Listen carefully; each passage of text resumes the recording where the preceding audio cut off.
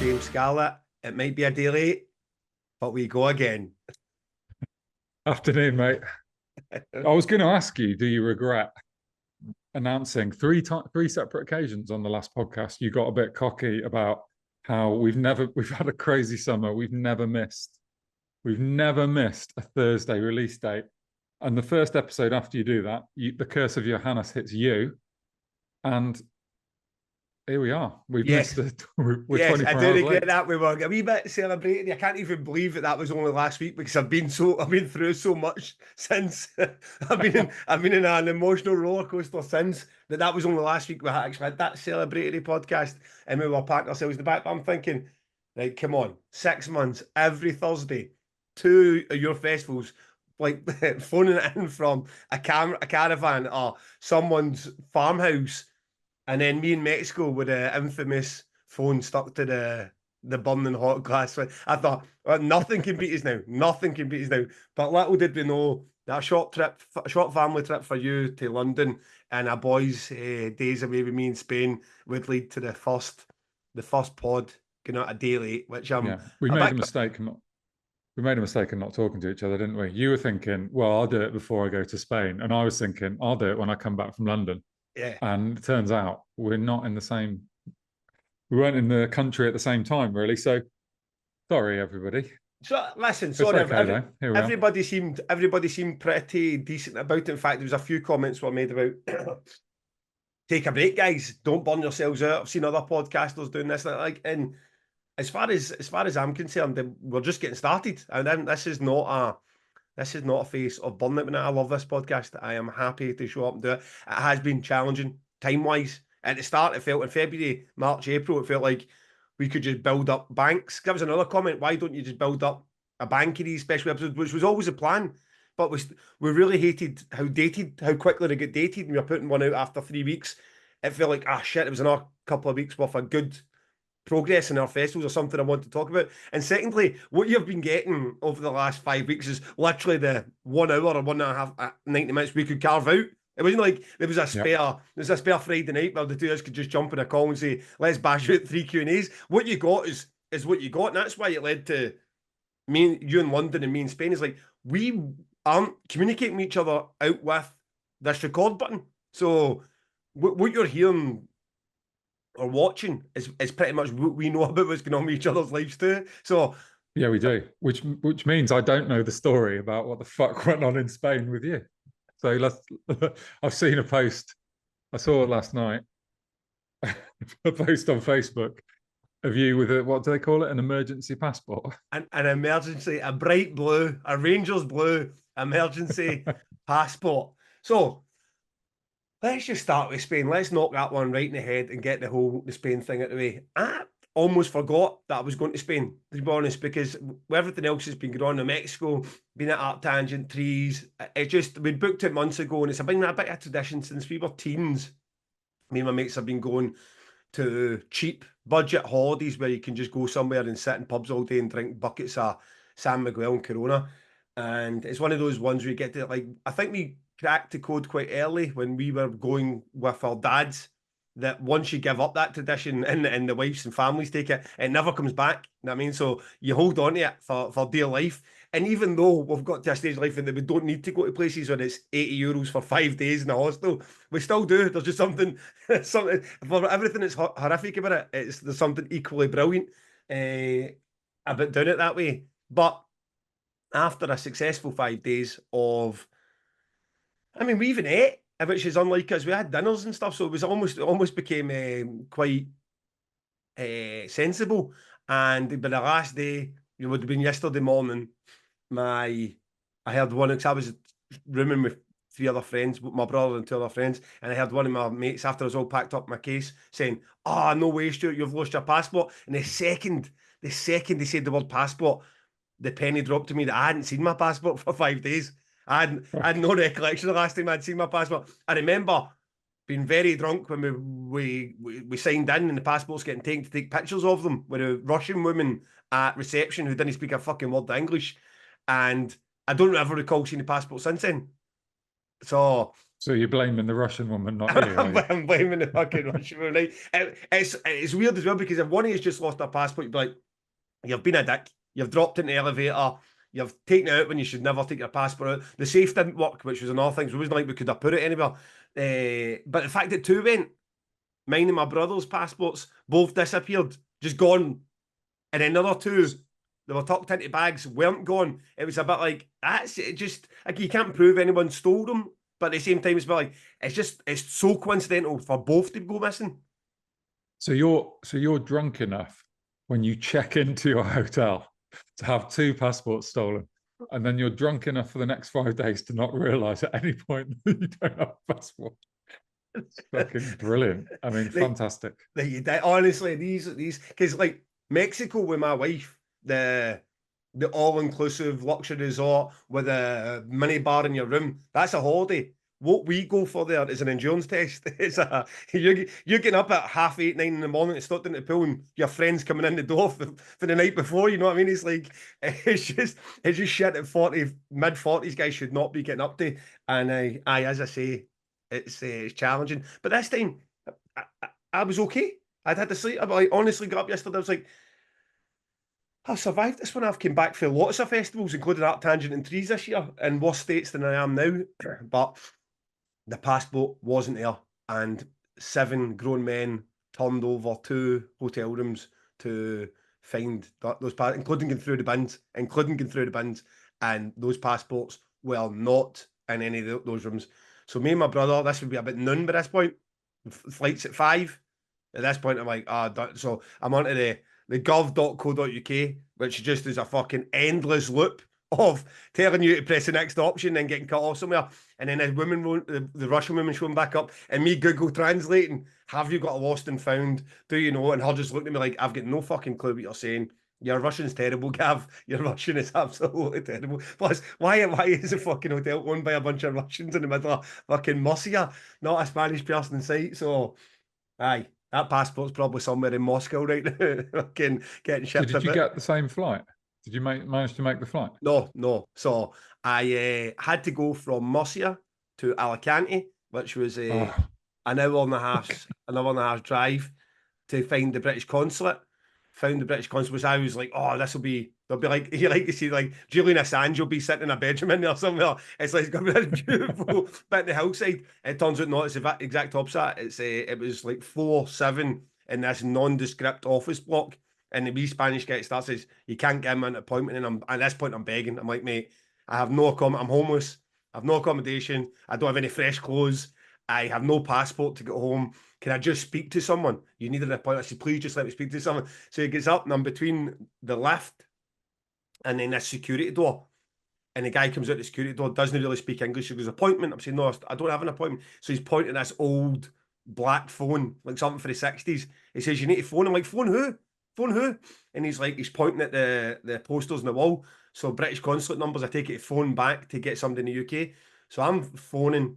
It's just ringing out, dying, ringing out, dying. My brother's phoning. I've got another phone. I'm trying to get another number. So I've got a mobile phone stuck to one side. I've got this old phone on the other side. And this the box was no bigger than the office I'm in just now. No, no water, no food, no toilet. Just for about an hour and 20 minutes, just dying. I can't recall a time feeling as low as I did, thinking, I have no way of getting home. I have no way of getting home. And this wee Spanish woman who was inside the consulate, who must have been watching us in the security camera the whole time, finally felt sorry enough for us. She was like, if you don't have an appointment, I'll just see you anyway, right? So you go in, and then when you go into the consulate, it's like going through airport security. So you've got the metal detectors and fucking patted done that to go into this wee office in the back, and Mum's like, you need to fill this all in online, take pictures of yourselves, send it like you're applying for a passport, and then it's minimum they can see up to 48 hours. And I'm like, I don't have 4 hours. I don't have 4 hours. I'm like 48 hours.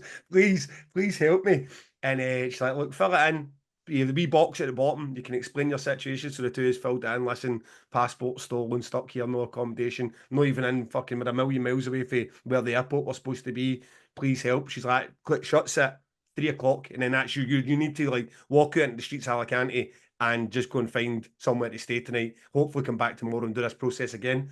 I was like, right, okay. Filled it in. 1 o'clock, 1:30, 2 o'clock. I'm like, but nothing comes through by 2:30. You're like, you're really struggling. Then the first text comes through, we've received your application. Like, that's it. But you've got no, the feeling of helplessness is like, because there's nowhere to go, no one to speak to. It's like, if you're getting to have any trouble in life, yeah, in a car accident, there's always a point of contact. The police, the ambulance service, the fire service, your mum. Like, but this was like, it was just some email address in the UK, and you're just sitting there on the time it got. So it's 25 minutes to it was about to close, and they need to print the passport. So once it closes, you're done. It doesn't matter if you get the email after 4 o'clock. You're just in Alicante, and you can go back next day. The email comes up, and I run up, we're chatting the window. Hey, print our passport, print our passport. And the wee mum giving it a wee smile on her face. Right, okay, we'll get it sorted. Luckily enough, the Alicante airport had flights going back to Glasgow. So I just had, so you pay 100 quid for the emergency passport, 100 quid for the flights, 100 quid to get through. So me and my brother were £600 down for that morning and managed to fly home last night. I've never been so grateful to be on a flight and to be heading home. I was honestly, I hadn't told my wife yet because I was like, I was going to ask you that. I would either puked or burst into tears, or both at the same time. That's the mental state I was in when I was sitting in that wee marble room. I was like, this is absolutely horrific. But fair play to whoever that member of staff was, wherever they were in the UK, who turned that passport or application around in a couple of hours. I appreciate you so much, and the 1,000,000 to 1 ratio that you just happen to be a Damnation fan. You are welcome as a guest to this year's Damnation, because this felt like it saved my life. Honestly, felt like it saved my life.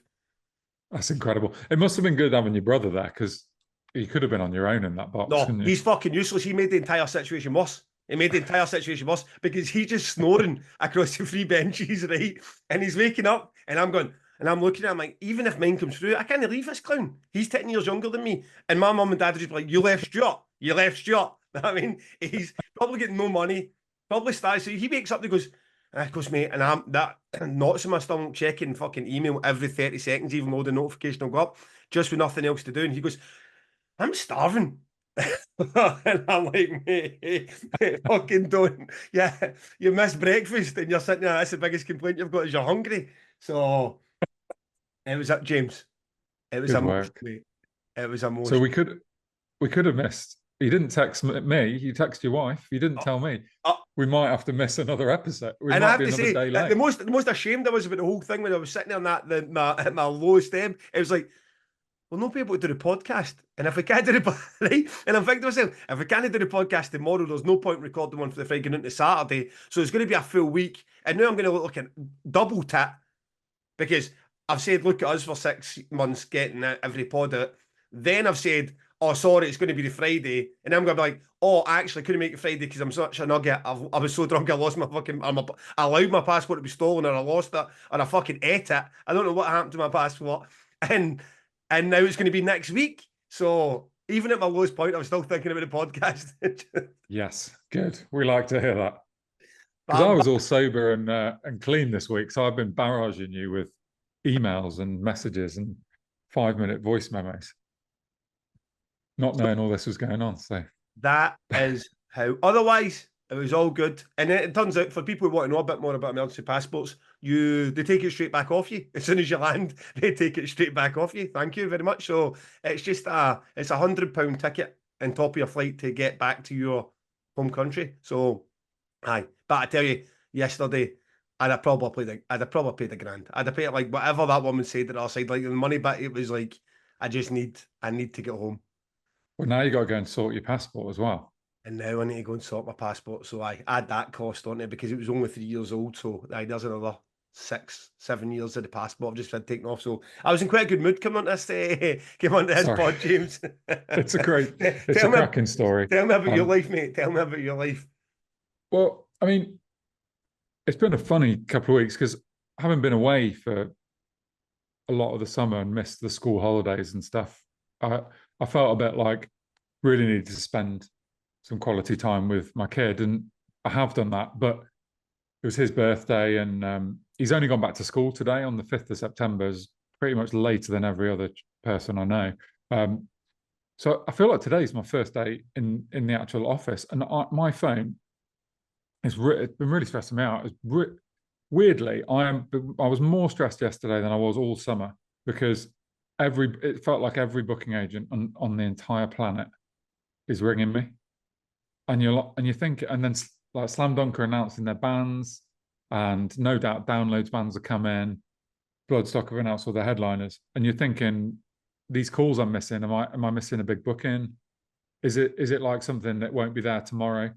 And that is always the fear of booking, isn't it? It's like, what am I missing? Yeah. Like, Slam Dunk's lineup was fine. Nothing gets me that excited, but there was a couple of bands on there that I would have liked to book, like Alkaline Trio. So you're like, wow, And is that the relationship? Like, we don't need to go into the whole thing of Slam Dunk. We can do it in another pod in the lineup. But is that the relationship you've got with Slam Dunk, that you find out who they have booked when everyone finds it? Yeah, we don't. I'm perfectly friendly with them, and on occasion we talk about bands, but not very often. I mean, it's pretty clear we're competing over artists and we're competing over audience as well. They're nice guys. That I always give them guest lists for trees. But yeah, I don't get the lowdown on what's coming. So I just, sometimes an agent will send me the line of, have you seen this? But no. So yesterday or a couple of days ago was the first I'd seen of it. So that's all quite stressful. It's like agents just ringing you, and then one agent's going like, "You need this band to headline your festival," and I'm thinking, well, they're my like sixth choice, but sixth choice is quite good, isn't it? You'd be happy to get your sixth choice, but at the moment, I want my 1, 2, 3 choices. So it's like, it's quite a fucking mad time, and like I said, I haven't just had even one day of totally uninterrupted work where I'm not in a field for months. For just over a month. So yeah, bonkers. But now I'm like, band booking, I'm going for it now on the band booking. So hopefully there'll be some stories to come on the pod in the next few weeks, some good and no doubt some horrific agent experiences. Yeah, we'll see. yeah. It felt like, because it feels like we're going to actually go full circle into the. Because be like, oh, but what's the? Because like folk have said to me, it's like, how do you foresee this going on? Like beyond even the 52 episodes, you're like, well, you're just going to crash straight back into the next year of it, aren't you? I mean, a lot of it's still going to be, it's still going to be the same situations, but it's been new problems and new. As long as people are happy to listen to that, then with guests and everything else, it feels like, for example, there's the one end of the spectrum where you're seeing people asking for it, like, why don't you do an episode and a deep dive of Crack the Sky? And I'm like, I don't want to that. That's the exact opposite of fucking the two promoters one pod. And surely, like every other pod, that's what happens with other pods. They review albums and they do that, but then you get the ones that just want, can you do more of the how much a festival costs and go through every single line of your budget sheet. So somewhere in the middle of that, I'm sure there's lots of content for agents and managers to keep feeding us these wild stories to tell to the public. Yeah, there's shitloads. And sometimes the Boyle Acre billing might not be another episode. It might be 10 minutes at the start of an episode of something that happened this week or whatever. I would like to do some stuff on talking about music, but I don't feel like that's not our expertise, because there are journalists doing that, right? Yeah. If we were to do Crack the Sky, I would feel, that is scary, because people have done it before, and people have done 3 hours talking about Crack the Sky, and they probably do a better job than we would do. The one thing I do want to do, which I'm going to bring up on the podcast so you can't say no, is like, I want to do our albums of the year at the end of the year. Yeah, like I'm up for that. One show, top 10 or whatever, which I think could be really cool. But maybe we'll do some Discogs. A lot of the bands that I'd want to do, you like, sort of, you don't really like Metallica or Mastodon or whatever, so that's more tricky. Yeah, I mean, I would definitely be underprepared for a Crack the Sky 3-hour special. I have heard a song called the Last Baron, which sounded fine. It was good. Fine. Fucking right through the roof.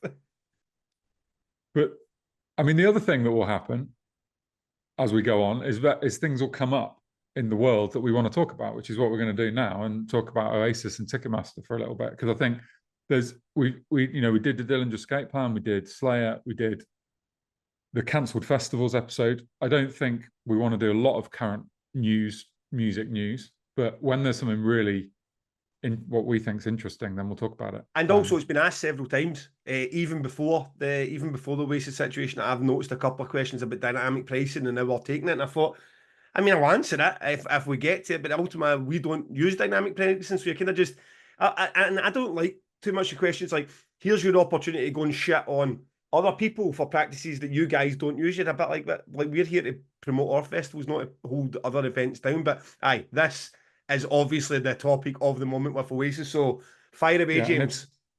it's Live Nation, Oasis, and Ticketmaster, so shitting will occur shortly. Get your target practice ready.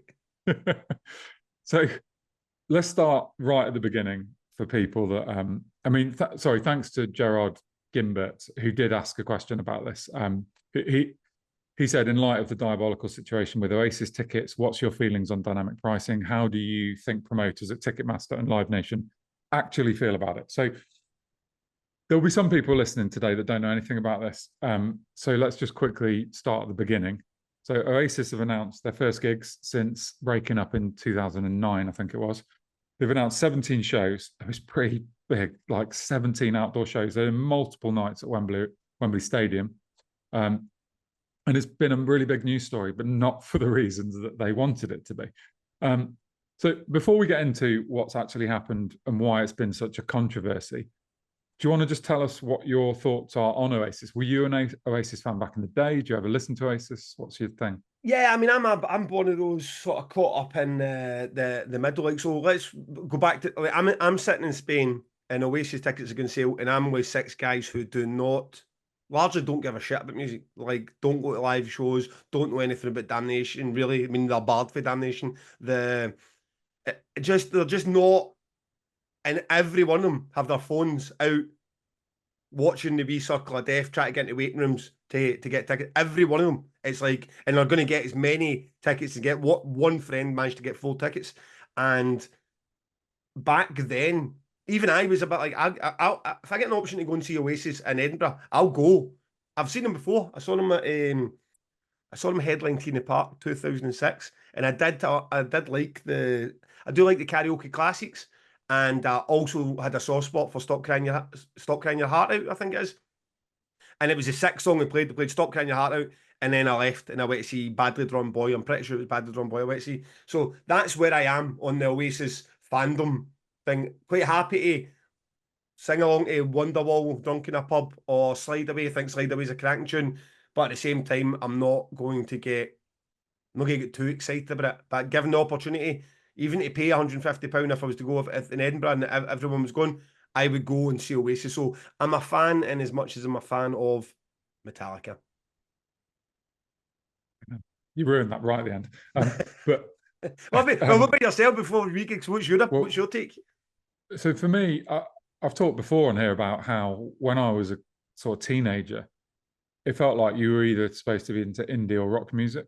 You were either a Metallica fan or an Oasis fan. Like, I wasn't even allowed to listen to Radiohead because I listened to the Wild Arts and Metallica. It's just like in our school, in my friendship group, we were divided in that way. So Oasis wasn't a thing for me. I did own What's the Story, Morning Glory, and I think it's the only album I've ever actually thrown away. I think I snapped it at some point in a bit of teenage angst. But I've softened to that over the years, notwithstanding what we're about to talk about. But I would actually like to see Oasis. I think it's going to be I didn't try and get tickets. It's going to be. I've got a couple of people that I'm thinking, you owe me a favor. I wonder if they can get me a ticket.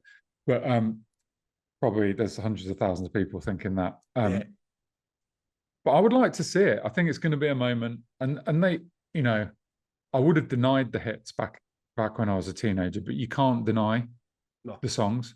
They're great songs. Are they as, they're not as important to music as the Beatles and Led Zeppelin and all those bands and Metallica. They haven't done anything new, have they? But they've just written good songs. So I'm not a fan, but I'm vaguely interested in this. So then, anyway, so it all kicked off, and as you said, Ticketmaster had been using this thing they call dynamic pricing, which basically sees the price surge if the demand is high. So I think that's what they do on flights, right? Yeah, and hotels. When you buy flights and hotels and a bunch of stuff, the price goes up if more people want it. But obviously this is like this is like music or art or whatever. It feels like a different thing to bring it into here. So fans are pretty upset, it's fair to say, because tickets that were supposed to cost 150 quid actually ended up costing 355 quid. And this is not it's not a VIP seat. It's not a front row seat. This is like standing on the floor of Wembley Stadium for 355 quid kind of thing, or sitting up in the gods for 355 quid. So they made this statement, Oasis did a couple of days ago to the media saying, I'm quoting them now, "It needs to be made clear that Oasis leave decisions on ticketing and pricing entirely to their promoters and management." However, they acknowledged in their statement that the rollout of tickets over the weekend had not gone as planned. And they went on to say, while prior meetings between, I mean, just listen to this because it's sniffs of bullshit. While prior meetings between promoters, Ticketmaster, and the band's management resulted in a positive ticket sale strategy, which would be a fair experience for fans, including dynamic ticketing to help keep general ticket prices down, as well as reducing touting, the execution of the plan failed to meet expectations. So what they're saying is they had a plan, and the dynamic ticketing was supposed to help everyone and keep the prices down, which, I mean, it's obviously crap, right? Obviously bollocks. But then, so they've blamed their management and Ticketmaster and the promoters. Ticketmaster, on the other hand, said it did not set the ticket pricing policy. That was what the artists and the promoter did, right? So they've pushed it back at Oasis and the promoter. But this is further complicated by the fact that the promoter and Ticketmaster, there's three promoters, they all have links to Live Nation. In fact, they either are Live Nation or they're part owned by Live Nation, and that includes Ticketmaster. So the ticketing company and the promoters is all basically affiliated with Live Nation. So, I mean, I don't know.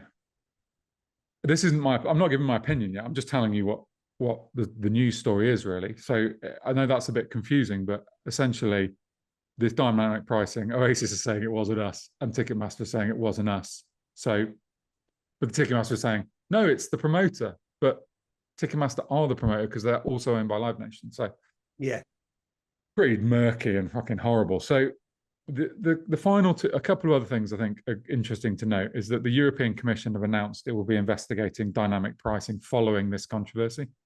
And a spokesman for the Advertising Standards Authority said that there were 450 complaints that argue that the adverts made misleading claims about availability and pricing. Essentially, people thought the tickets were going to be 150 quid. Yeah. And in reality, most of them were 355 quid. So what do you think about that, Gav? And I mean, it's a shit show. It's an absolute shit show. I hate it. I hate everything about it.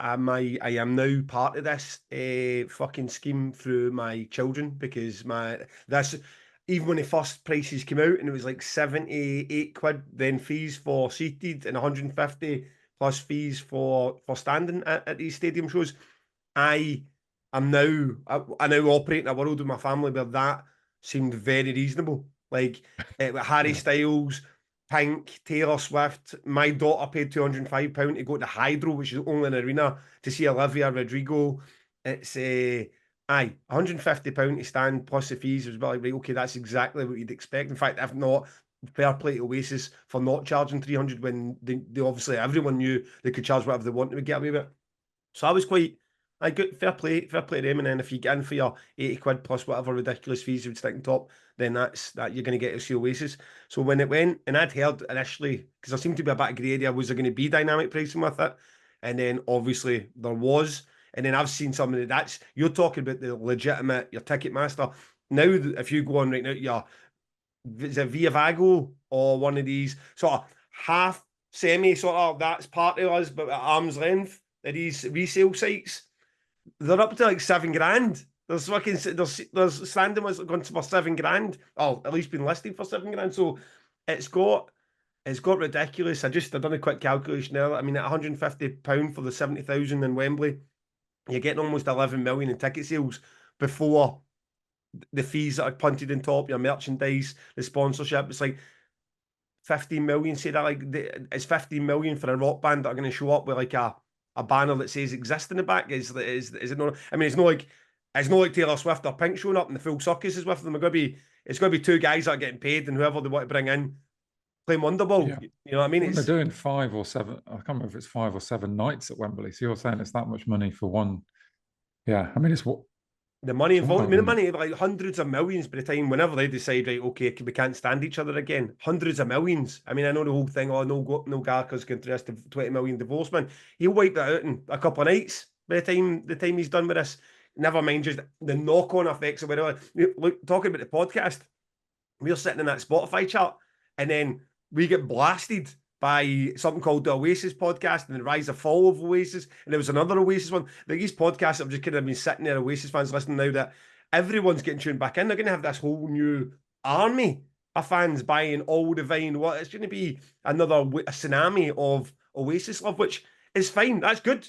Well, I'd rather that than fucking some of these artists that are you're like you don't even sit see a guitar or a drum kit on stage with a lot of them. So that's fine, but it's like how much is enough, guys? You know what I mean? It's like 50 million per night profit. Not is that Yeah. not enough? I mean, surely the journalist in you's thinking this episode title has to feature the word Oasis in it, right? I'd The already road to thought that. damnation. The road to Exactly. We had the road damnation to damnation, right? and And then Oasis. last night I'm sitting even in my as I'm flying home, like it really probably should be called Oasis Slam Dunk and maybe Damnation. And then I'm never sitting going like, are we even going to talk about fucking Damnation? And we're not like an hour into this already, and we've talked about Spain and fucking Oasis. So, aye, we need to there need to be something with it. I see. So the guy that owns Ryanair, his opinion and everything is if it's going to sell, we're going to pay for it. Then shut the fuck up and just pay for it. If I make you stand in a flight, but I make the flight price £2, yeah. If I put a charge on the toilets to use the flight and you need to go and pee, you'll pay it. And I think that's the way that Ticketmaster, Live Nation, and Oasis and these management companies, they feel it's like ultimately, why not take the money from people, even if you're going to put a pretense in it. Even if you're going to put like a brave face to go, no, we're really going to try our best, and it's all about touts. We don't want touts to do this. Ultimately, they know the price point they can get to, and they're just saying, let's milk it through a series of places for as many times we can do it. And ultimately, you get people like my daughter paying £205 to go and see a pop artist at the Hydro. You know what I mean? And she's Yeah, what, 13. So yeah, I hate it. I hate it. I would never. I'm saying this. We don't like. I believe with Damnation, there's tens of thousands of pounds of profit left on the table between VIP packages and get a side stage for this and a million things you could do if you want to go down the tier system. Oh, that tier one sold out, mate. There was 4 tickets in tier one. I mean, the reason that you never told people how many tickets were in tier one is because you knew it was like 4 tickets, and now your tier two sold out. It's a lovely marketing scam, right? But it's still a fucking scam. Wait, like Damnation's just no. It's just not it. yeah. I mean, I wonder what festival you were alluding to there, but That was a more generalised one. but yeah. I mean, I don't know. I think some people would be like, some of my friends and family actually would be like, "Oh, you're so naive. It's demand and supply. Suck it up. People pay 355 quid, then fucking pay it." Now, I would just remind people that Oasis was supposed to be like the champions of the working class back in the 90s, right? They were the working class band. And it's pretty hard to make a case that 350 quid for a standard ticket standing up in the rain at Wembley isn't a massive rip-off, and I think is taking the piss on a level above where it should really. I mean, the promoter is acting like a ticket tout, and I think where the what was it? What were they? The European. I've lost my notes. The European Commission. The sort of thing they should be looking at is that the tickets were never 150 quid. That's bollocks. The tickets were 355 quid. A few people managed to get discounted tickets at the start. Yeah. This idea that they were ever anything other than at the high price is rubbish, I think. And even if all of that's legal, which presumably it is, because Live Nation and Ticketmaster are not stupid, it leaves a pretty bad taste in the mouth if you're an Oasis fan, which I'm not. I feel like they've ripped the fans off. And look, I am open to dynamic ticket pricing, and I paid 400 quid for one ticket to see Madonna last year. And me and my wife both went. It cost me 800 quid just to go to the gig. But we were on the 4th row of a Madonna concert in a seat. Next to me was like Stella McCartney and Sporty Spice. It was where all the like famous people were sitting. And we paid because we wanted to be at the front, right up, so we could see the show. And is 400 quid the right price for that? I don't know what the right price for that is. I'm happy to be ripped off. It was fucking great and bonkers and mad. But you're talking about 350 quid to stand at the back of Wembley. And I've seen AC/DC at Wembley. And when you stood on that floor, you can't see a whole lot, even if you're 6'4". So it just leaves a bad taste, I think. It does. And also, I don't want anyone to listen to this and get confused. If you want to charge someone a £100,000 ticket and you get to say, you stand in a gold circle and you get to shake Liam's hand afterwards, and someone's got £100,000 they want to pay that, then that's fine. That is the market. Here's an experience I'm offering you. You pay what you feel, but that's the opposite of what's happening. I mean, what you're saying is like, you've told the general public tickets are £150, but the way the system's built up, the only way that ticket won't go if 350 quid is if Oasis aren't the biggest and hottest draw in the world in that moment, which they clearly were. And they can't even, you can't get into waiting rooms. We were going in the waiting rooms. I'm 132,000. And like, Wembley's only taking 60 or 70, mate. So I would maybe come out that waiting room because everyone in there is also trying to grab 4 tickets. So, I've got nothing to get. Like, that's where I think the market value thing, like, supply and demand. Just make a ticket £350. Just tell people that's what you need to pay if you want to come. Because let's face it, people were going to pay it, but they didn't want the backlash of being the working class band, no really coming back just for the money.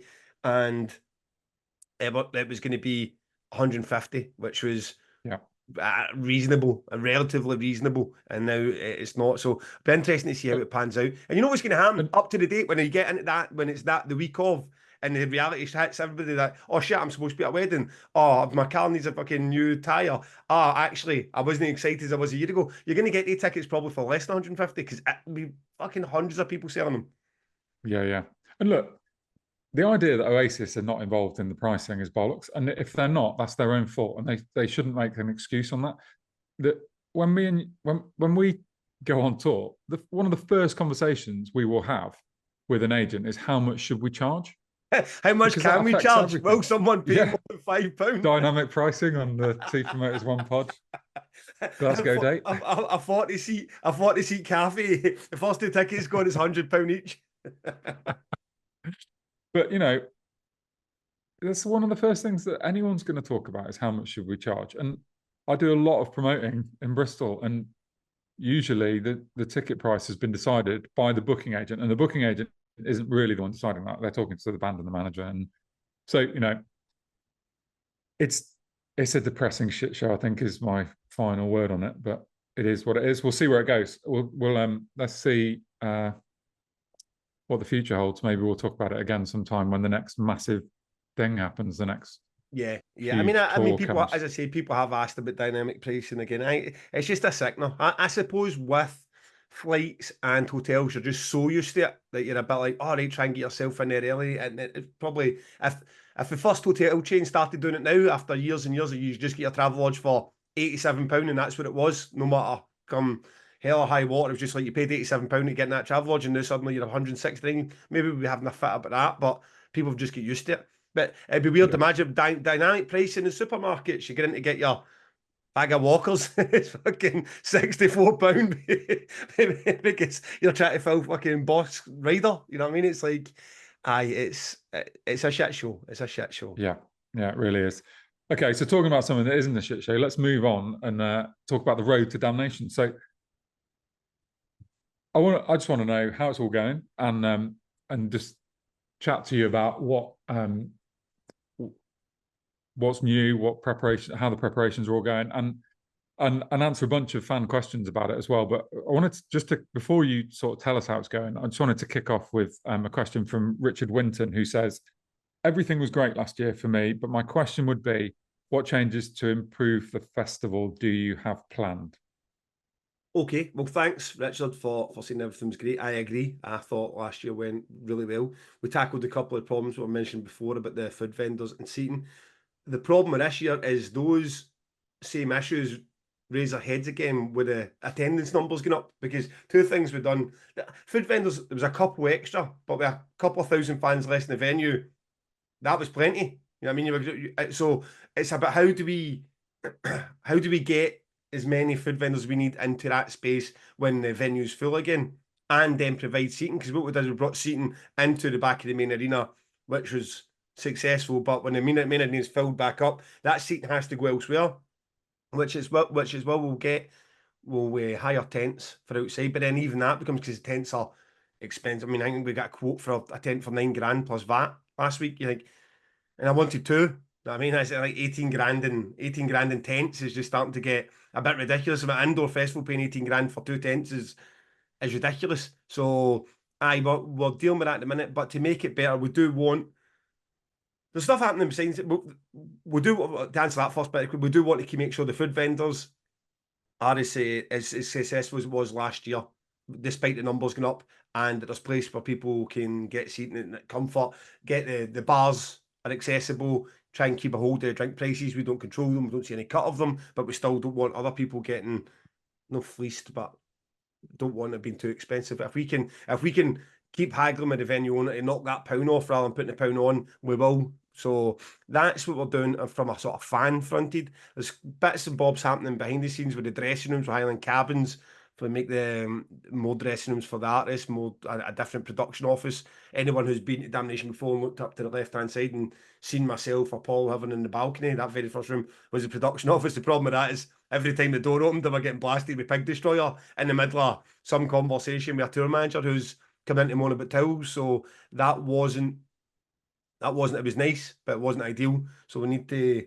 doing stuff like a bit more with the caterers and stuff that's not going to affect the fans, but things we're trying to improve from behind the scenes. But ultimately, the goal is to make Damnation feel like it did last year with the amount of people we need to be there. That's the goal. Because it was the last podcast we talked about the start of the show is the bands. It's like Damnation is the one that's hosting and pulling it all together. But we want you to come there as a fan and see the 5 bands you want to see in the best circumstances. The production we have is excellent. There'll be 3 video walls again. This is the first year I think we're going to have some pyro. So a couple of bands using pyro. I talked before about I'll maybe come on to the fact we booked Cult of Fire. They were the ones that asked about having the kabuki drop. We've never done that before. If you don't know what that is, that's basically the big black bed sheet that goes up and the band present that way, and then they start and it drops like Deftones or Metallica. So there's wee things like that, just nice touches. But the arena allows, they're expensive, but it adds to the fan experience, it adds to the artist experience. And then when artists are seeing that, like that's where I want to go and present my music, because I've got the capacity to use pyro and kabuki drops and video walls. So this year's about trying to recreate last year with the capacity we had in the first year. Good. And it feels like there's some pressure on us in a couple of questions that have been asked recently, where it's like, it went well, so what are you going to do better? And it's like, well, actually, as a festival organizer, I spoke to Si and Rob a couple of hours ago. And I don't want to do anything different, ATG. I want it to go well again. Do you know what I mean? Get a different lineup that's better, hopefully, and do it again. Yeah. And that's really what you're saying, isn't it? Although you're going to have more people to deal with. So that's the challenge. Yeah, I mean, that's the way to get through it. And that's the experience of the first year, and be like, oh, amazing, and then made the profit you needed to make, and everything's successful. But then fans leaving with complaints. And then last year, everybody going, oh, everything was nailed. I hope it's like that again. But then not making the profit, and you're like, right, okay, attempt 3's the Goldilocks moment. Let's get the nice. Let's get the porridge nice and warm. So yeah, we'll try. That's what we're trying to do for this year, and hopefully with the bands in the lineup and what we're doing with production, people come along and have a good time. And where are you band-wise at the moment in terms of announcements? Are you how many unannounced currently? So there's one band. The one band's been booked forever to open the main stage. Who will be? It's just to get tied in with some press that's been organised for that band for an American tour, I believe. So that's. We're in the 5th of September today. I think that's the next week or so. So that's the reason that whole thing's not just been tied up, because it was an opportunity to tie an announcement in with like a bigger announcement elsewhere. So that's for that. Sick of it all, obviously, had to pull out. So that's been a wee bit of a slapdash situation behind the scenes. We do have a band I'd love to have. It won't be announced tomorrow, but probably over the next couple of days now. And it is a old school, legendary, crusty sort of, no like for like, but as close as we could manage that. I'm pretty chuffed about getting our hands on, and I hope the fans have stuck with us for that. But like, oh great, never get sick of it all. But I'm looking forward to seeing that set. And we have a couple of pelagic bands. I mean, again, these have all been these have all been booked for ages. You know, it's just been a case of finding the time to get them out and not getting into this time of the year and have nothing to say at all. I mean, people are under the impression that Damnation just books the bands the week before and then announces them. You know what I mean? It's like, I saw a question, I don't know if you've picked it for this, but Yeah, it's on the list. we'll get to that at the time. This idea about us not having the bands booked the year before. I mean, we've had fucking Opeth booked months before Damnation 2018, so there's a perception of that as well. But sometimes you're trying to hold on to a wee bit of marketing dust, a wee bit of something to keep things going, because you're a bit like, at this point, if ticket sales are stalled, and thankfully I haven't, they're still going well, you're a bit like, what have you got? A lineup poster and shouting. Yeah, and from an outside promoter's perspective, and we genuinely haven't talked about this privately between us, I would imagine the summer is a bit slower because everyone's concentrated on summer festivals, and now September and October must be big. There must be big sales and marketing months for you. So you do want to have most of your lineup out before the summer, but you want to kick, because even at the summer festivals for us, we always get a kick in the last 2 months. There's people that don't commit to festivals and they buy late. Yeah. And this is clearly, I mean, for me, it's obviously going to be a big period for you every year. Yeah, absolutely. I mean, I remember one year we were selling, it was a year we must have done 3,000 or 4,000 tickets for Leeds, and it was 1 week into the summer, it was like 69 ticket sales, like almost nothing per day. And it's like everybody's attention had just been vacuumed up by Download, Bloodstock, Hellfest, Vacuum, everything in between. No one was giving a shit about Damnation, and why would they? They were in a field watching their bands or getting ready to go to a field and watch the bands, and I was probably in that field with them. So, summer's a bit of a dead spot. And I've said that before, you get this rush of tickets at the start and then this good period in the sort of January, February, even March. And then when you get into sort of April, May, you're starting to see when that like the summer season's starting and it just sort of dies down. We've done okay this year. It kept it going. But if you see that ticket tracker we put out, it got to there very quickly. And then from there, it's went to there in the space of the last 2 months. So now we're hoping, it used to be the case we would sell 50% of tickets up to the last 8 weeks of Damnation, and then we would sell out. In the last 8 weeks, you would do your other 50% of your allocation. So, I mean, right now, if the people listening to this podcast, anybody who's on the fence listening to this podcast, you'd sell Damnation out tomorrow, because there must be less than 2,000 tickets available. So this podcast could sell the Damnation out alone. So if you're sitting there going, I can give it a bash and I quite fancy it, I'm waiting for it, and on you go. Let's sell this out today and add that Night of Salvation ticket on, because it's going to be a really good weekend. Yeah, absolutely. It's going to be a good one. Anything else you want to talk about before we go on to the long list of questions we've got? Aye. That Cult of Fire announcement, it went really well, and I'm glad we did it. It was one of those sort of more niche black metal ones, and I don't know if you saw an announcement. It's just a logo. It's like a Hindu. Mate, I didn't know who. I was going through the thread, and everyone was like, "Fucking yeah, this is great." And I'm like, "Will one person just say the fucking band name so we can all find out who they've announced?" It's honestly, that is. When you stick out, you're a bit like, oh, what do you do? Because I'm normally, we've done before. What was it Undeath one where you could not, and we put the brackets under it who the band was. But this one, we're a bit like, oh well, the lineup poster all come out and we can mention it on the press release. But under the forum when I put it there, I deliberately didn't mention the name. I was like, due to demand or something, and everybody, it was either, this is the greatest thing that's ever happened, or who the fuck is this? The logos have got out of hand now. I bought a T-shirt at ATG that I still don't know what band it is. I knew at the time, and now I've fucking forgotten who it was, and I can't read it. So that's I'm really chucked. Is that, you get the bands where bands that are not cheap, but at the same time, it's not like they've got the profile to command the fees they've got. But at the same time, you're like, you know what you're getting, and that for Night of Salvation, something to be a bit spectacular, a bit like. When you see that, it's not a show you're going to forget seeing. You know what I mean? It's up there, and you've got two guys with their legs crossed playing guitars on giant snakes, and some guy doing a ritual in the middle. And it looks spectacular. It sounds spectacular. It's going to bring an end to a good day of black metal on that stage with Mizmor as well, playing their first set across here, or one of the first sets time they've been here. So, we're doing that. The last few bands to be announced. The Night of Salvation sales, they're fine, but it'd be nice to see that getting propped up too, people adding that ticket on and making the weekend, making the Saturday the Friday too. So that'd be great. I've said often in this podcast, it's not the be all and end all. Isn't Night of Salvation? I mean, a successful Damnation can just take Night of Salvation under its wing and enjoy the year ahead. But it'd be good for that to be stand on its own 2 feet, and all those bands having fantastic crowds. Yeah, great, lovely stuff.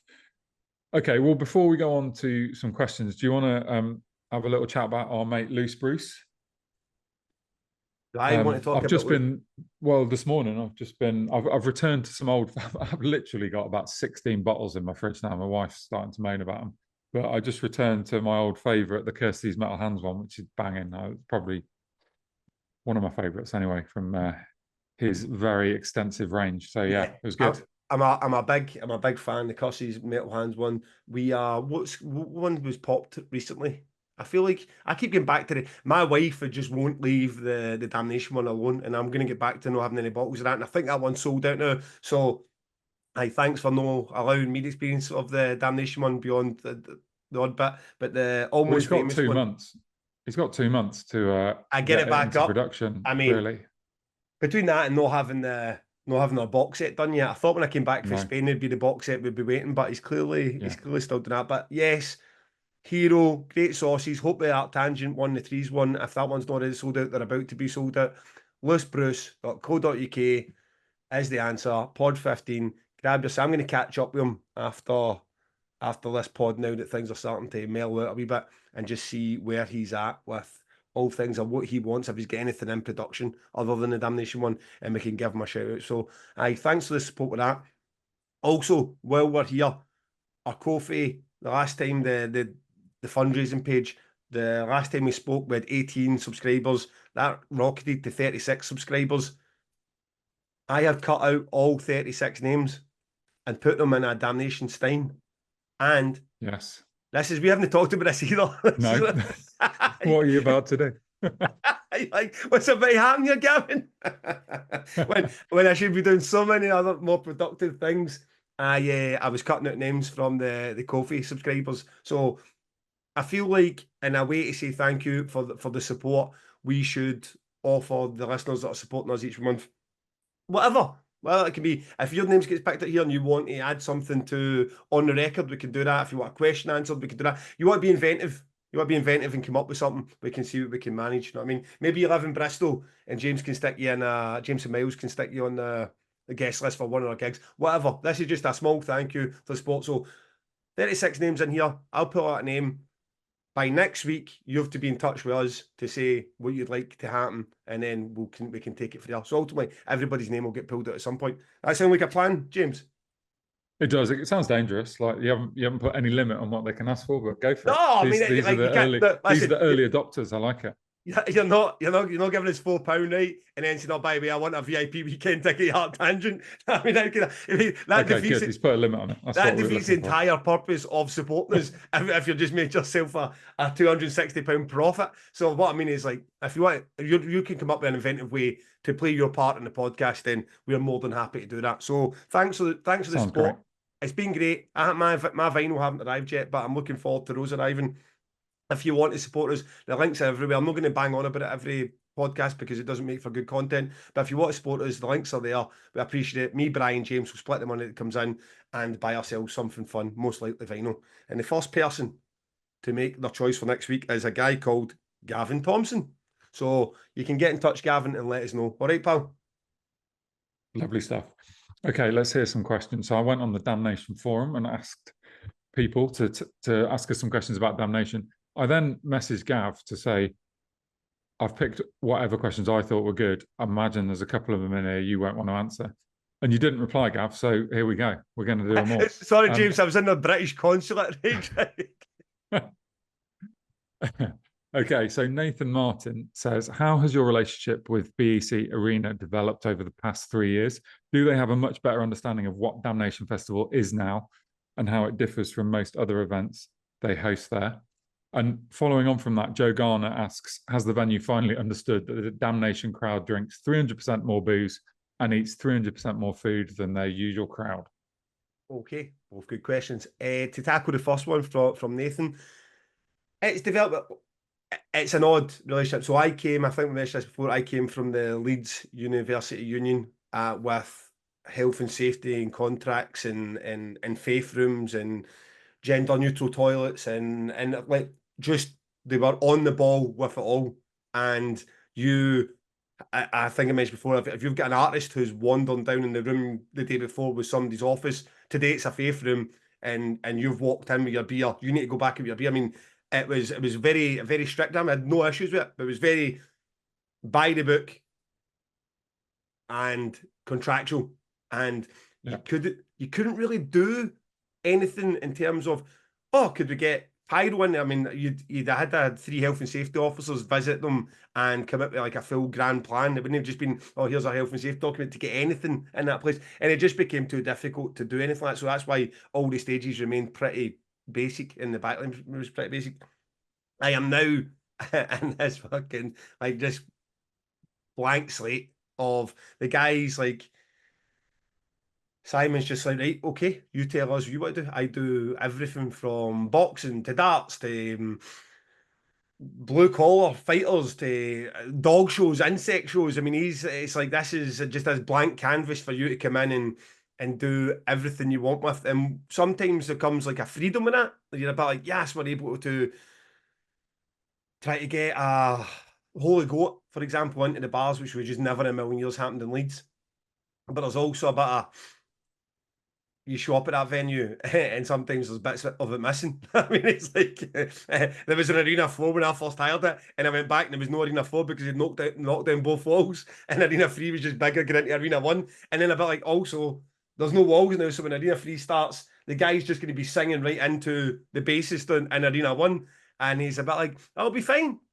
I'm like, no, Simon, I don't think it will be fine. This is, and also I could have booked a full stage of bands in there. You never even mentioned me the fact you knocked down 2 walls, and you go down, and sometimes there's amusements parked in the car park, and there's trucks in places they shouldn't be, and everything that comes for the freedom and how nice he is as a guy and how nice that team are to work with. There's definitely like they start thinking about Damnation the Monday before, and that's when it even comes into their world. Anything try to talk to them beforehand. It's a bit like I will get to that, but we have another 64 arena events happening before that we need to worry about. So the relationship's good. I got on well with Simon. He's like he's just an old school promoter. He does this himself. He's a promoter. He does events across the country where he's sort of Manchester Adodes, and I think he's part of the Sidewinder ones that are all very successful. So I have a great relationship with him, but it's always a wee bit nerve-wracking. Every venue visits, production meetings are very important because you want to make sure the bits of the venue that you are going to be planning for are there when you arrive. I mean, that's quite similar to Fernhill Farm where we do Arctangent, because they run all sorts of random shit. Oh yeah, we've dug up this field, and there's now a new fence through the middle of your campsite. Is one of the ones we've had, and it's different every time you go there. So yeah, site visits are important. Don't just turn up the week before thinking it'll be the same as last time you saw. We always knew that when Leeds would just be the way Leeds is, because they'd have to have 17 meetings before they changed the paint colour in a room. You know what I mean? Whereas like Simon, like he'll just bulldoze through the side of the wall if it takes it, if the mid fancies it that day. So great relationship. Just need to be aware of when you're using different venues, the pros and cons, because they all have their own pros and cons and things that things you should be aware of. In terms of drinking more and eating more, I'm not sure that venue will ever fully grasp about how much the Damnation crowd eats, because they just don't have it. They just don't see it. I mean, I have been in that car park with 7,500 people in that whole, when you use the outdoor space for an outdoor stage, and I've seen 2 food vendors at these raves, like 2 burger trucks, and both of them been empty. You know what I mean? And then a few thousand people show up for one day of Damnation, and 10 food trucks. I've got an hour long queues. They can't get their head around about it. The food vendors are a bit nervy because they're a bit like, I'm not going to show up. Just as other places I could be that day, and you're trying to tell me you're putting like 15 food vendors in, and we're pleading, and I'm saying, look, there will be the people who eat it. They're not as concerned about the whole food situation, because I think the food traders just pay a site fee to the venue, and that's it. The bars where they make their money. And unfortunately for them, the Damnation crowd, in mind, what I thought was going to happen, they don't drink anything like what these youngsters at raves do. Or even if they do, it's not to the same. And I've now seen it. So he's like, okay, your guys go up and they'll have 9 pints. But we've got 21-year-olds that'll just buy 2 full bottles of plastic wine and a tray of Jaeger shots, and they'll walk away from the bar with a £84 round, and then 2 minutes later, the pal got to it. And I've seen it, and they're all absolutely wasted. Now, I don't want that from a Damnation crowd, but he's saying, listen, that in a good Damnation, you might do half the turnover of what a half decent like Sidewinder or Manchester Adored do. I mean, Manchester Adored, you're going to that venue to watch people pretending to be Noel Gallagher, and then 20 minutes later, you go and the guy's pretending to be Richard Ashcroft somewhere else, you know what I mean? And you're there because you want to have a good drink with your pals and a good soiree. So, well, you need a minimum of 8 pints to watch a tribute band, don't you? Because you got to somehow get your brain into that, and that's what they're there for. And it's a big party, and it is Oasis. And then also what talking about dynamic prices and ways that you could get more money out. A lot of these events, when they're running that back, are token systems. And the way the tokens are set up is you're always left with a £40 strip you can do nothing with, or an £8 bit where there's nothing left to get because the round you're trying to get is 10, so then you need to go back, but the minimum to get is another 20. And the whole setup of it is supposed to be makes it easier at the bar, but ultimately it's just huge amount of problem. Because at the time it's done, you might have done an extra £40,000 of drink you never sold. You know what I mean? It's just in the till. So that they wanted to do that the first year of Damnation. We were dead against it. And we used so much of the venue and outside there was going to be a struggle to even try and set it up. So it was one of the ones that come the Monday of Damnation. It was just kind of forget about it then. And we went where it was, and that's why it's not the profit margins there. And then that makes it because let's face it, venue owners, venue managers, they want that profit margin to be, if we get in and you're making them hundreds of thousands, like the answer is yes to everything. Everything you want. Can we get all the food with us? Yes. Can we do this? Can we put a tent? Yes. Can we show up a day early and have a production day but not get charged for it? Yes. It's when your bar tab starts to go down, it's like, well, it's not really worth it for us to move that date for you or do that. So it's a business. Yeah. Okay. Andrew Goodbury says, what parts of running an indoor festival either frustrate you or make things better versus an outdoor festival? Do you think about this much? Indoor versus outdoor?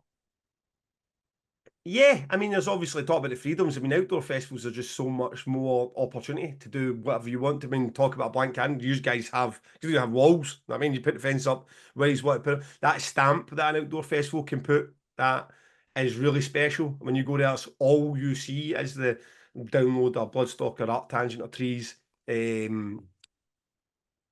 influence shot of the grass and the trees. But after that, I mean, the weather's terrifying. The weather's utterly terrifying. And you go to some of these events and you're just like, I don't even know how I could, for everything you need to deal with in the last few weeks and the production issues, and to think about winds and then the rain, and then sitting with you in the morning when you want to be sitting there enjoying a White Russian, you're ordering another £5 a track way because it's the only way in the lorry's got, and just, that's its own thing, isn't it? Like, it just, and it's with you guys as well, it never actually stops. I suppose other people wouldn't think like that, but the music stops. That's just part one for you. So then you've got a full night of camping with health and safety and security and noise complaints and out of that. That Damnation is just done. You know what I mean? So there's definitely headaches that I envy. Did we mention in the last episode about the wins at the Leeds Festival and Creamfields? I don't think we did we? No. So I mean, we should have. So let's just quickly touch on it now, because that, I don't know if you followed it on sort of social media, but that was exactly what I've been talking about. It's even if you're Leeds and you're being run by the biggest promoter in the world, if it's windy, you're fucked. There's nothing they can do. They shut more than one stage. Someone sent me a video of the big marquee they've got with half of it flapping about.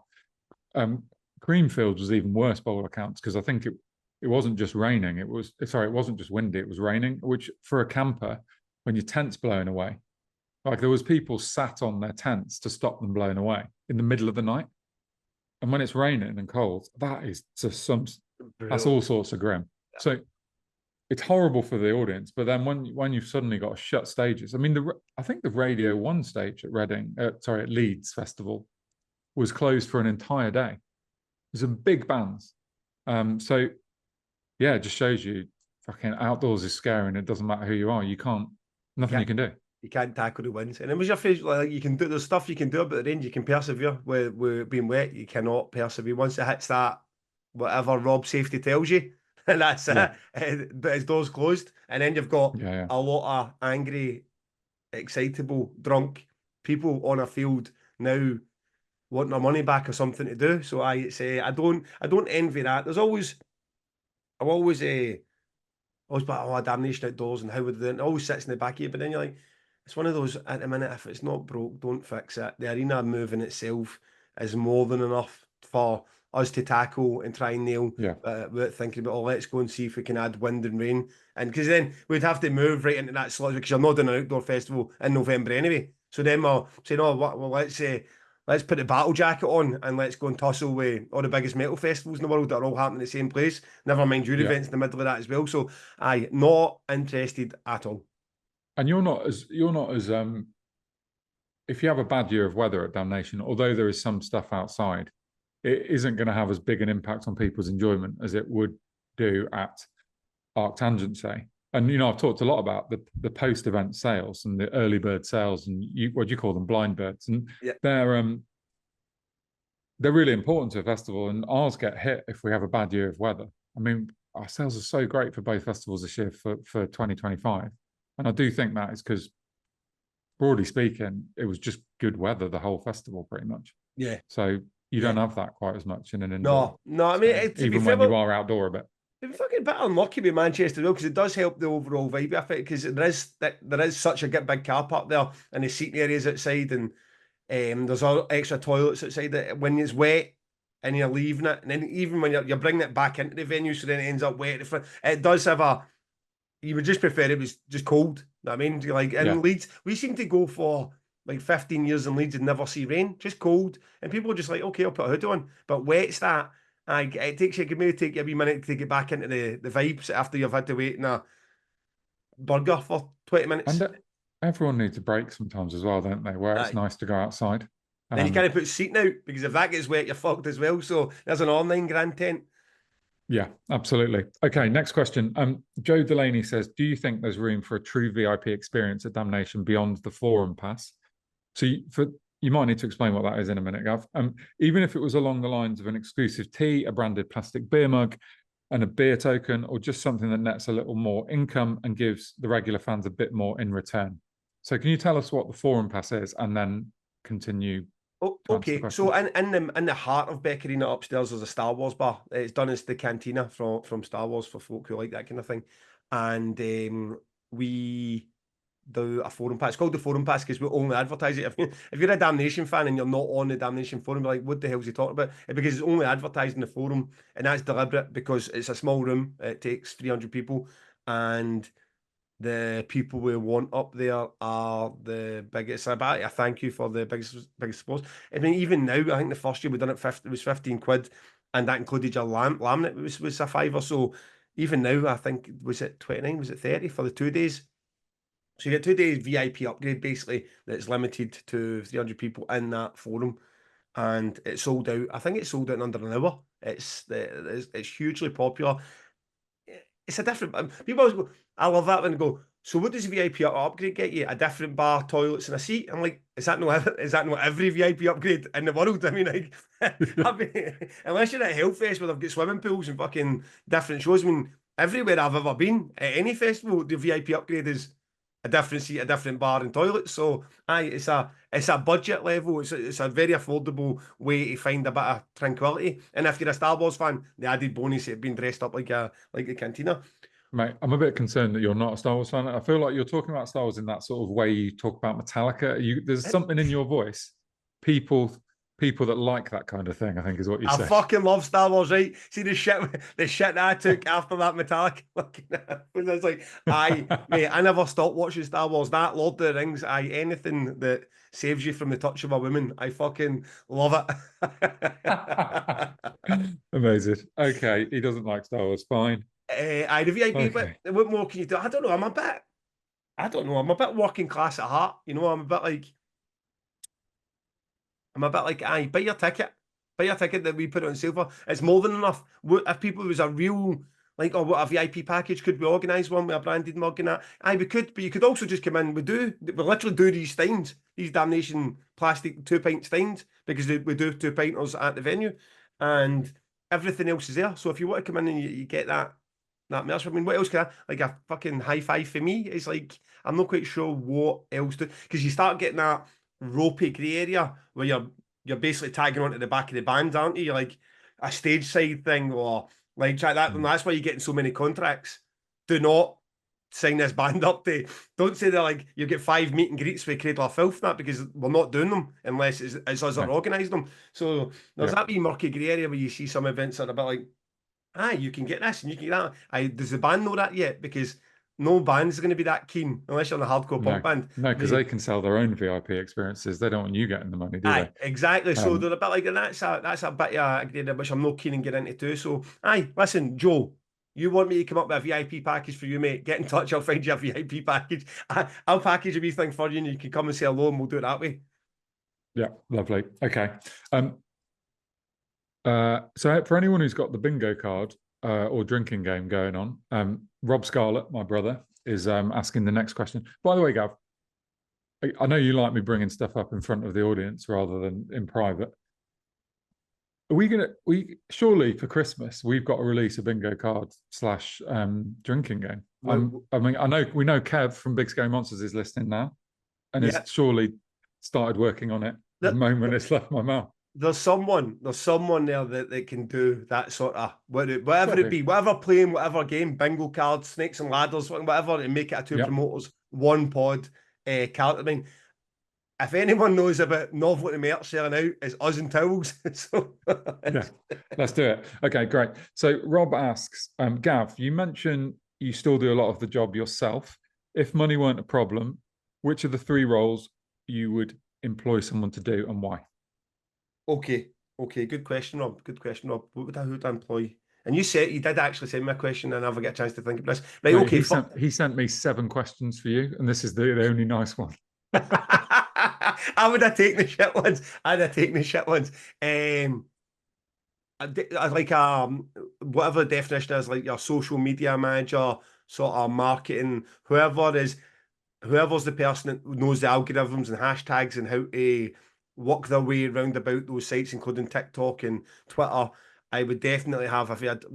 We have a guy, Callum McMillan, who for a small fee, he puts out those videos that you see. So you get sponsored ad in Damnation, and it's got the overlay of text and your button there that says buy now. He sorts those for us. But beyond that, we don't. And the only real social media interaction is myself doing it. Now, I don't mind that. And I say I feel like I'm okay and I'm good even at interacting with people and passing on information at Damnation. I'm happy to do it, but I don't do it with any sort of insight of what's going to get this a further reach or what would work. Or you get some people get in touch and say, can we use your Facebook account to advertise to our fan base? I'm like, I don't even know what that means. You know what I mean? And that's maybe a bit of concern. So I would definitely take someone to do that. Someone for admin. See, someone who would do you make the band booking and you go, oh, there's a ground transports included and we need hotel rooms and whatever else. And then I'm done with the booking process. And then that just happens. And it's not me that's away doing it. Oh, fuck. You need Sarah. Signing the contracts. I mean, I suppose it would still be my signature, but even being there to say this needs signed, like all the kind of admin bits of Damnation are just like, oh, here we go, going through this again. That would be incredible. I mean, Angela's come out to do the advancing, so I'm hoping a lot of that is getting picked up and done at the minute. Production's getting handled by Mario, so we do have, so it's not like I'm getting inside, like, oh, what backline do we need with drum kit? So what else? What's another good role, James, that gets handled well? Well, what happens during the festival that makes you so busy? That would be my question, because that's the thing you want to get rid of. Yeah, and we did bring in a show rep who's very, very good, the guy Tom Stapler, who's an excellent show rep. But because you know what? Because actually, during a show, you probably just need. I mean, that's what show rep is, really, isn't it? But you need someone who's basically going to take a problem and make it disappear. Yeah, and he does before it hits you, before it gets to you. And to be fair, he does for 90%. But I think there's so much. He's shown up on the day, and then try to tackle maybe a year's worth of correspondence on the day, and being good at it and being a smart guy. It can be, but there's only so much you get to before it's like Gav needs involved in this, because someone's telling me this was agreed And he's saying, right, okay, that's not what I've been told was agreed. And ultimately, the only person that's going to answer that is probably myself or Paul. Now, I'm hoping that Angela's not coming in to be the show rep. Tom Slater will still be there, but she's going to work in the production office with him, having done all the advancing.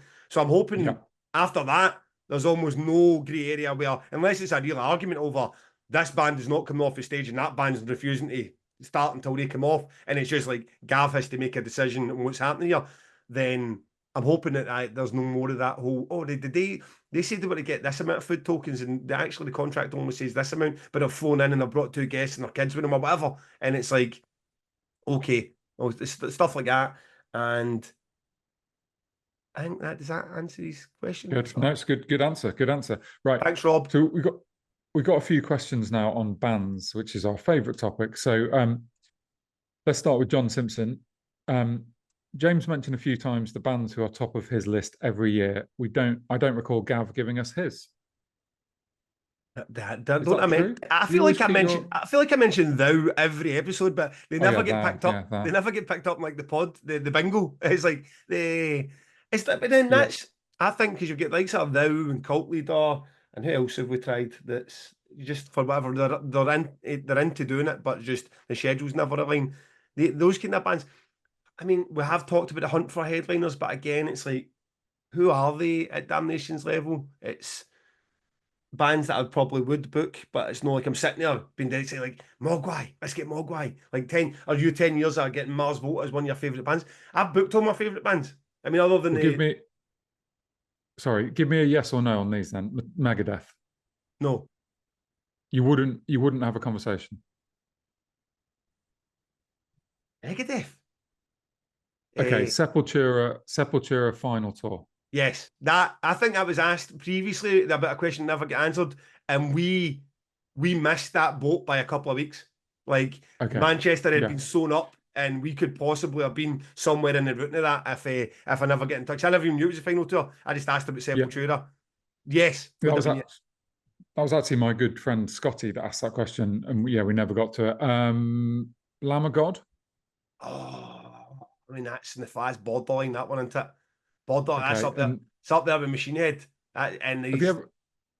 Right, it's up there with Machine Head and the terms that like, no, obviously Machine Head have become this thing, but it's like it's up that whole Metal Hammer in the middle of that sort of Bloodstock download. Like, are you coming to Damnation and being excited about seeing Lamb of God, or are you just booking that for Lamb of God fans? Yeah, got you. You've never had Anthrax, have you? No. you wouldn't book Anthrax. It's not that winning, but you're just mentioning mad fucking old fans. Mate, Anthrax would be fun at Damnation. Come on. I mean, Anthrax, I suppose, is one of those ones. It's like, is that? I mean, we booked Creator, didn't we? Creator, they're a big band. I had a suspicion you were going to avoid answering that question, which you did. So that's why I came with a list of bands to challenge you on. Okay, Steve Dunn says, is it frustrating?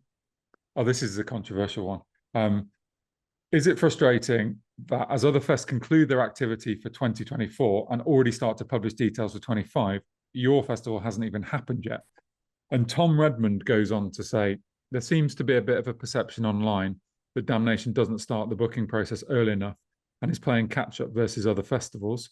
Is there any truth in this? Are you already trying to book 25? Or is it a case of see how 24 goes and start reaching out to bands? Honestly, mate, these people, I'm going to call them Damnation Karens, that are criticising you, saying that you're not working hard enough, getting ahead of the game. And the Damnation Karens is not Steve Dunn and Tom Redmond, by the way. Tom Redmond is saying that some people have been criticising you, saying you're not getting in there early enough. Yeah. So as we spent all of last week criticising the Arctangent audience, or you did more specifically, I thought I'd have a little go in return. There's definitely we've talked previously about like this the power of the forum and the power of being transparent, the power of being there, and the marketing and what that does and how that's helped Damnation. I also do a lot of this with the full understanding that you open yourself up to criticism that wouldn't otherwise be there. I mean, a lot of this stuff about the perception of things, that comes through my honesty of telling people what's going on, when other festivals just aren't telling you anything. And then people are like, oh, right, okay, well, these bands have announced that for 20. No, first and foremost, before a lot of these other events even existed, we were having conversations about the following year, as I had mentioned earlier. So that LPF was 2019 they played. They were confirmed, and would that have been October 2017. So I must have been having that conversation with a band like OPF from about August. So that's an example of long before even the events were now. What I think what's happened is no one was announcing these bands. Like even Download would be months before you were getting headliners. And then Hellfest just sort of changed the game. Hellfest was just like, here's your next following year's entire fucking lineup, top to bottom, almost a year in advance. Because they could. They didn't need to market it. It was going to sell out the first day like that. And once they did it, I had that Domino's effect. Because Download sitting the week before Hellfest going, shit, we can't let our crowd fly to France. We need to keep them here. So then they're announcing quicker. And then when they do it, everyone just follows suit. And then the pandemic made it worse too. We were getting bookings almost 2 years in advance, which I hated. And it because you just had time, didn't you? Because you weren't running an event or doing anything, so people were just booking you rolled tours. some lineup and then booked some more earlier. And my fear about it as well was like you were getting cancellations and just your normal year where you were booking someday 12 months out, 10 months out, 8 months out. Whereas now we're 24 months out and we've got a Destruction tour and I've got Toxic Holocaust and I've got this and I've booked my. And in that year, it was just like, oh, that guy's no longer in the band. Oh, that band had been offered a support slot for a big American tour. Oh, that. It was like, just felt like every week there was another one of these announced bands. I think they lost 3 bands that weren't even announced yet. Never mind the bands who were on the poster. So in total, all we benefited by being 2 years ahead of the game was 8 or 9 cancellations. When reality kicked in of this is actually happening, and it wasn't just a agent and a piece of paper 2 years ago. It was a shit show. It was like these bands are not Red Hot Chili Peppers. They're not Metallica. They can't plan 2 years in advance because the finances aren't there for it. The fucking venues that they're hoping to play in 2 years might not even be open. So, aye, we do book in advance. We have 5 or 6 names confirmed for Damnation 25 as it stands, and another, I don't know, 15 currently being chewed over, being discussed. So, aye, it is perception, and we maybe hold on to some of the announcements quite late. And then in the last bit of that, which we never do, but Paul will always say, don't give away the slots. Don't give away the slots. See, once you get the big bands, the ones that take the 12 months to get, don't give away this. Because what happens is you've got, let's say Nails are bleeding through wearing European exclusives, and then they were coming out of town, and they were bringing world-class supports for them that you're getting for 500 instead of 5 grand, and you've gave away the slot to some bands you knew you could get in a week's notice. Yeah. It's just, and that's happened to us as well. We've had times where great bands have had to do shows elsewhere because ultimately we've filled the lineup up, and then you're sitting there but you're patting yourself in the back going, oh, look how organised I was. 24 months out, I had the whole line sewn up, but I couldn't get fucking Gatekeeper or Thou or Cult Leader onto the bill because they showed up in some other package where only booked the headliner. I mean, there's definitely some bands coming, but I don't know if I've heard the full packages for. You're a bit like, I hope that isn't the case of some, because that's an annoying one. Here's this band you've been desperate to get. You can have them for £300. You're like, I don't have a slot. Yeah. I mean, there's a balancing act between going too soon and waiting. You don't want to, like for me, I don't want to book my entire lineup before Christmas because there will be stuff come up that you'll be gutted you've missed. But I think people are missing out on the fact that they're missing the point that although you are booking earlier, and so am I, I could definitely, I'm not going to put words in your mouth, but I could definitely book earlier and do more work. But they're missing the fact that they want you to stay independent and not sell out to the big corporations. And they don't want to pay ridiculously higher ticket prices, which means you have to employ 1 million people to do 1 million of the jobs. So therefore, in the next 2 months, there will be an element of you working your ass off on Damnation 24. And there will be days when you can't book for 2025. And that's the reality of being a small festival. And I don't think we should hide from that. I mean, and equally, what I said a couple of weeks ago is I don't want to do what Bloodstock have done. I don't want to announce my entire lineup in one go. I don't think that sales strategy works for me. So I don't even want to do that. And you said earlier today you're holding bands back. So it's fine. It's I think it's an unfair accusation. I saw in your eyes that you didn't like me calling them Damnation Karens, so I'll never use that we're again. protecting Tom We're protecting Tom and Steve. I'm not talking about Steve and Tom. Not, Right, I these guys 100% wasn't. I really wasn't. So apologies if they thought I was, because I wasn't. But you know, when I was walking around my local park earlier this week, re-listening to you fucking laying into the Arctangent audience last week, I was like, fucking hell. I just sat there terrified, letting it go on Gav's big rant. It was on a wider, because I don't think it came through when I was making the rant about the guy with the tent. That was at Bloodstock. So I don't know if that came through at the time, because I was just mid rant and I was talking. That was so. Oh, I didn't realise that. Aye, so I honestly thought that was at Arctangent. No. Right. I do mention, but I say it in one of my usual halfway cut into one of my sentences. That was at Bloodstock that happened. So it was more of a. This is just with the route it's going in. I have to say, a lot of people, especially the tall situation, that was a lot of people are. Thank fuck, like some, like, because this is. Aye, I've had that moment. And then you were getting people that would get quite bad, like experience where people had kicked the back room and elbowed them, and they'd actually been assaulted at a gig for being tall. You know what I mean? And it's like, and people just taking that on and thinking it's acceptable is bizarre. So, aye, that was a. It wasn't just about. It wasn't just about. If it wasn't for I'm Forever Blowing Bubbles woman who was complaining about my daughter, presumably, I probably wouldn't have been as annoyed as I was. But aye, it's not about that time. Tangent's fucking great vibe. Love that crowd. Love being there. I've been there all 10 years. Full support for me. All right. Leave the Damnation fans alone, James. Done. It was all said in jest though. So look, do you remember in the days when we used to go, fucking hell, we've hit 35 minutes. This is going to be too long for people's commute.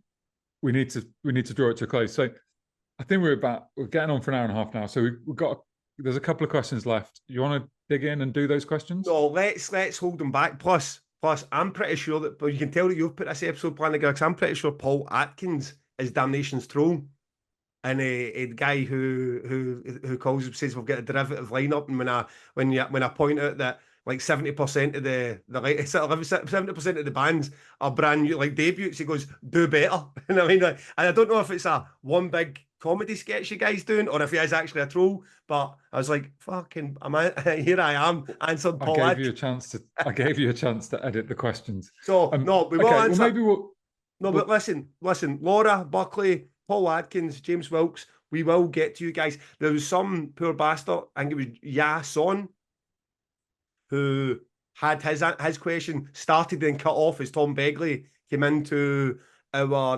Tangent preview, and he's asked again, like, did I hear my name but I never get the question? So we'll make a point of coming back to these questions. I will answer Paul Atkins. I was just making a point, and I'm pretty sure that he is that guy with the Han Solo picture who sort of chases me about the internet and tells me everything I'm doing shite. So we can answer all of that.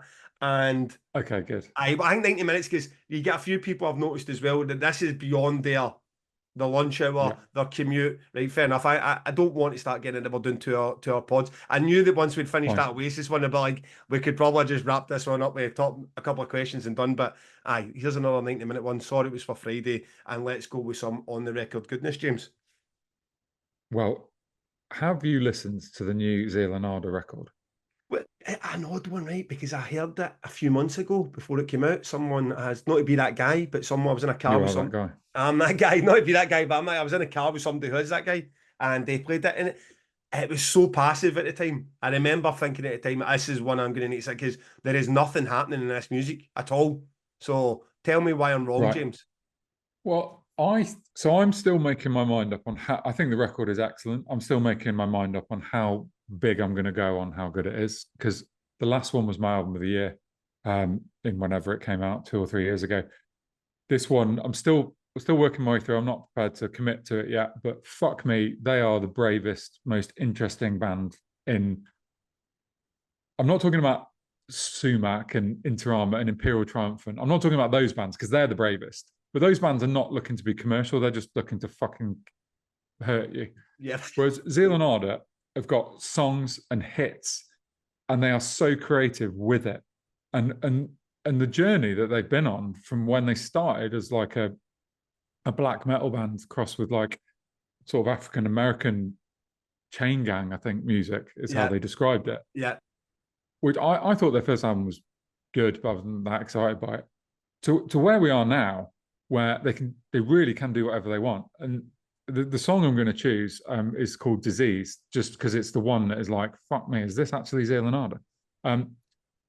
But what a band they are. They are just doing whatever they want. The record has got all of the old stuff. It's got black metal, it's got R&B, it's got hip hop, it's got all this stuff going on, but there's a bunch of new things. There's loads more guitar melodies, and I don't mean like Iron Maiden guitar melodies. They're more like Queens of Stone Age. So there's like 2 songs where you have to check that you haven't suddenly flicked onto Queens of Stone Age. He's got a brilliant voice, writes brilliant melodies. I think we're honestly, I know I'm being a bit over the top and cheesy, but I really mean this. We're very lucky that Zealand exist, and they're slowly becoming a band that just fit just as well at 2000 Trees as they do at Arctangent, and they could play at Damnation as well. It's just like, what a fucking band. So don't listen to this song and think it's necessarily representative of the album, because I don't think there is a song that is representative of the album. It is a fucking and mad album. They've gone in every direction. I mean, they're an excellent band. They're an excellent band. I don't want to give anything away because that's not what we're all about, but do you know that they're not available for next year? No, I actually was chatting to Miles about this a couple of hours ago. So, not sure. Right, okay. They've got a tour. I'm trying hard. I'm wondering how far I can go. Nah, not any far. I'm just about like one of the ones you said, like, oh, would you like them for me. like Damnation? Like, yeah, well, I just announced something. So, I mean, one thing I will say is that I haven't booked them for next year for either festival, but it is in my mind. Yeah. I think it might be too soon for a return to Arctangent, so we'll see. And one good thing about a band like that is when they come with just new material, like not just new material, but a new sound each time. It can be quite refreshing. I want to wrap up because obviously we just kind of cut that episode into in the middle of the questions. Thanks for listening, and thanks for your effort. First, I know you're listening, you're part of the podcast, but thanks to people listening to the Damnation. And we've had a lot of Trees, with a lot of Arctangent. I enjoyed every bit of it. I hope that the Trees fans listening to James quizzing me about my death metal and grindcore festival is of interest to you guys. If you're a bit like, you know what, I'm really going to switch off with the Damnation because I can't get into that what you're talking about, then let us know as well. It's not like I'm too proud to hear that maybe that's not the one you're into. So, aye, it's been good to have a chat about. Buy a ticket. It's great. Buy a ticket. But otherwise, if you do want to come, you want to challenge yourself, you can go to Damnation and not have for the whole day, listen to music from start to finish and have no death metal, no black metal, no grindcore blasted at you.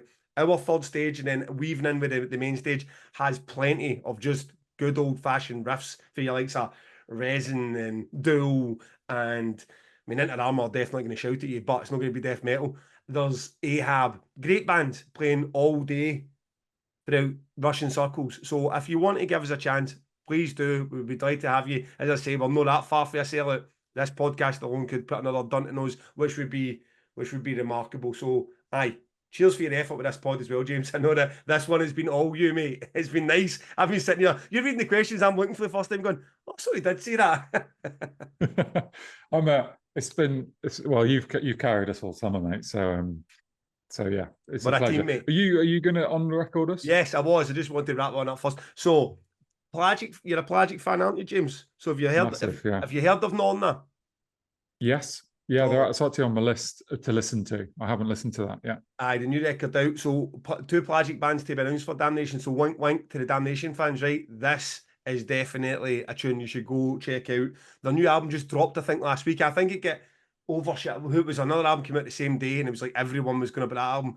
I forget what it was now, but Nonna came out at the same time, and Samsara is the first track, new record. It's like there's like post metal, but it's got this thing about it's something like a post metal band, but Will Haven doing the vocals.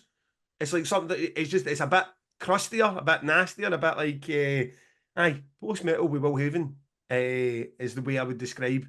This is the first time I got to hear this album was last night coming home and on the flight, and I was like, yes, this is going to go down very, very well. So, Nonna, Samsara from the fantastic Pelagic record label is my choice for on the record. Maybe next week, Gavin Thompson will be adding one with us. Great stuff. Sounds good. I'm thanks for the nudge actually, because I haven't listened to it yet, so I will. Yeah, I think that you'll like it. It gave me Love Sex Machine vibes as well. Maybe not quite as consistently on you, but it's a wee bit more breathing space, but definitely some vibes of that. So we're back. Is this it? I'm like, are we gonna? I don't want to cuss or Johannes here, but it seems like we're in the clear now that everything else there. We just need Wi-Fi and our availability, and we can make this. We can keep this going. We're good to go, mate. Kids are back at school. Holidays are over. Festivals are over for a bit. So yeah, every Thursday morning we'll be back in your ears. Every Thursday morning, be back in your ears. Let us know what you want us to talk about as well, because we're open to all suggestions. Next week, big man, 6 days. I will see you then. Cheers, mate.